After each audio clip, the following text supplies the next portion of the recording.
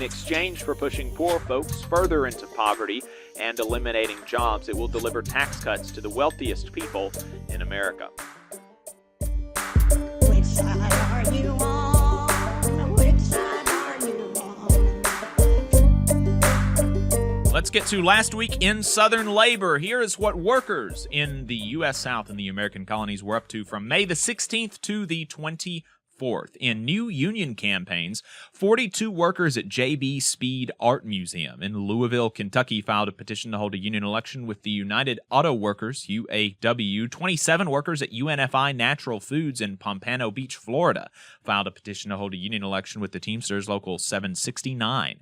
6 workers at AVI Systems in Maplewood, Missouri, filed a petition to hold a union election with the International Brotherhood of Electrical Workers, IBEW Local 1. 17 workers at Skyworks Equipment Rental in Decatur, Alabama, filed a petition to hold a union election with the International Union of Operating Engineers, IUOE Local 320.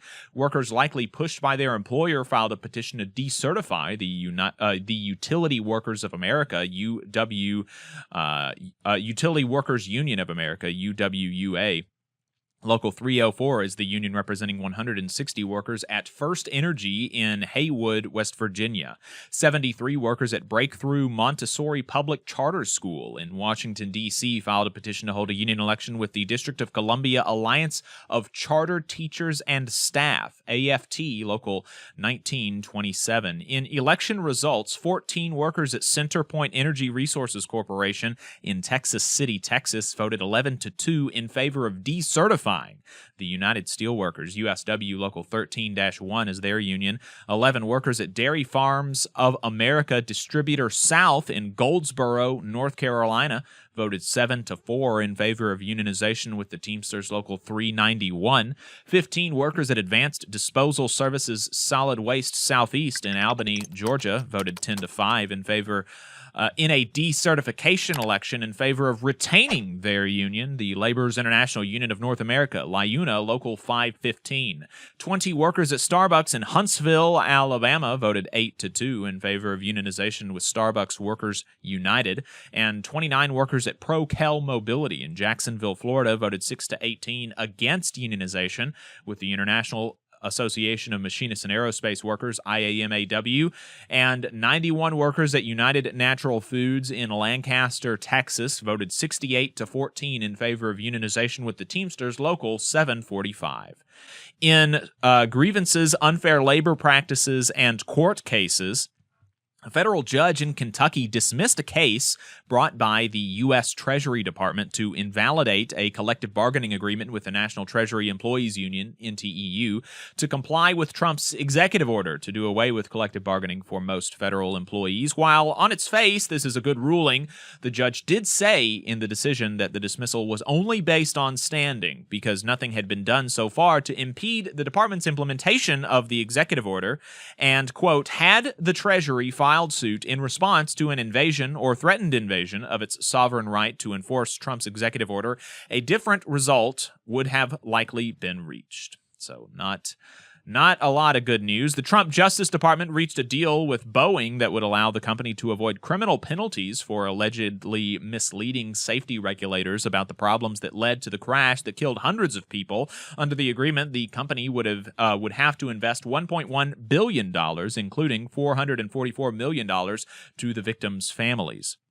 The U.S. Supreme Court issued a bad ruling in a blow to unions, allowing the firing of Gwen Wilcox at the National Labor Relations Board to stay as the case works its way through the courts, saying that the Trump administration is likely to win on the merits of the case. Really bad news, overturning Humphrey's executor, 90-year precedent, and it's going to give complete control of the NLRB to the Trump administration. It will be make it much more difficult for workers to form unions.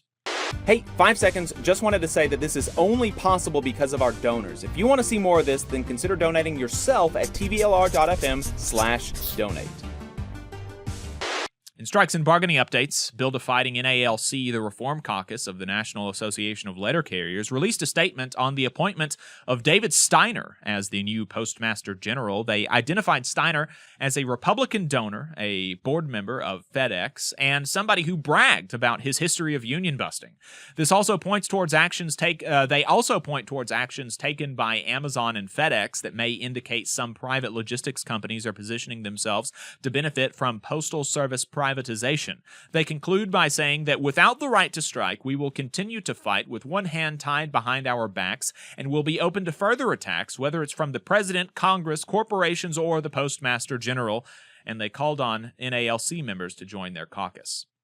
90 drivers at Albertsons in Dallas, Texas, represented by the Teamsters Local 745, voted by 97% to authorize a strike in response to the company's refusal to offer a fair contract. Workers are demanding fair wages, pensions, and job protections against autonomous vehicles. The United Food and Commercial Workers, UFCW, announced the ratification of a first-ever national agreement at JBS, a meatpacking company, that the union says will bring significant wage gains, a newly created sick leave program, and the establishment of a new pension retirement plan for 26,000 meatpacking workers at 14 facilities across the country, including in the South, in Texas and North Carolina. By all rights, this seems like a huge deal. The establishment of a new pension plan for meatpacking workers. That is going to be a big deal for those folks. The Association of Flight Attendants, AFA-CWA, announced a tentative agreement with United Airlines covering 28,000 workers nationwide that the union says will deliver 40% total economic improvements in the first year alone. It now goes to local leaders to review, and it will then be sent to members for ratification. 2,000 Starbucks workers last week, including in the South, went on strike over the new dress code, saying that the company has to negotiate with the union over the changes. In political and legislative updates, Republicans passed a major budget bill in the House that would be devastating for working and poor families in the South. Across the region, it would kick 6.87 million people off of their health insurance. This includes 170,000 in Alabama, 250,000 in Tennessee, and 260,000 in Louisiana, where we are on the radio. It would kick 4.85 million people off of SNAP in the South. This includes 165,000 in Alabama, 160,000 in Tennessee, and 206,000 in Louisiana. And it would eliminate 342,000 jobs in the South. This includes 8,200 in Alabama, 21,000 in Tennessee, and 27,000 in Louisiana.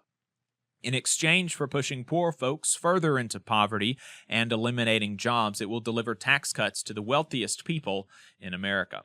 Teamsters in Texas are calling on the legislature to pass House Bill 4402, which would require trained human operators in any autonomous vehicles. The bill has already passed the House Committee on Transportation. Members of AFSCME Local 1624 were able to get the Austin City Council to pass AI protections for municipal workers. And that's it for our union updates.